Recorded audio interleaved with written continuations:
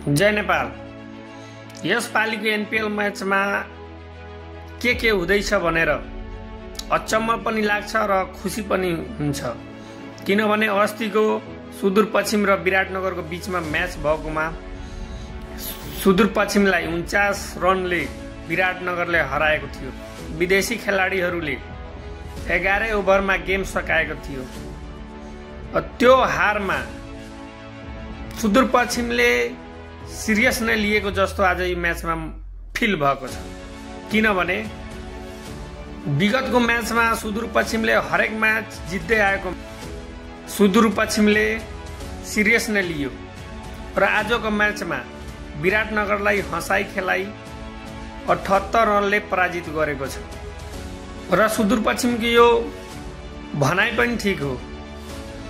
जुन टिमले लगातार म्याच जित्दै आएकोमा एउटा तपाईले म्याच के हराइदिनु भयो, तपाई आफ्नो बारेमा के भन्न र सोच्न थाल्नु भयो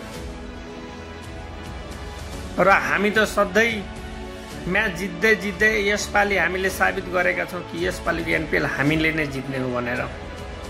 विराटनगरले म्याच जित्थ्यो होला, किनभने 154 को टार्गेट धेरै थिए।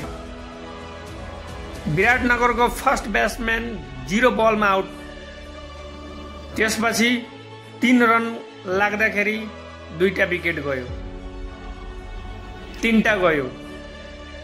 7 ओभरसम्म त 4वटा विकेट गइसकेको थियो र टिमले पनि डुप्लेसीलाई अगाडि बढाएकोमा डुप्लेसीको अन्य खेलाडीसँग ट्युनिङ नमिलेर डुप्लेसीको 2वटा जीवनदान पनि पाएका थिए। सुरुको दिपेन्द्र सिंह एरीले पनि क्याच छोड्नु भएको थियो। त्यो लाग्छ कि सुदूरपश्चिमको त्यो रणनीति थियो।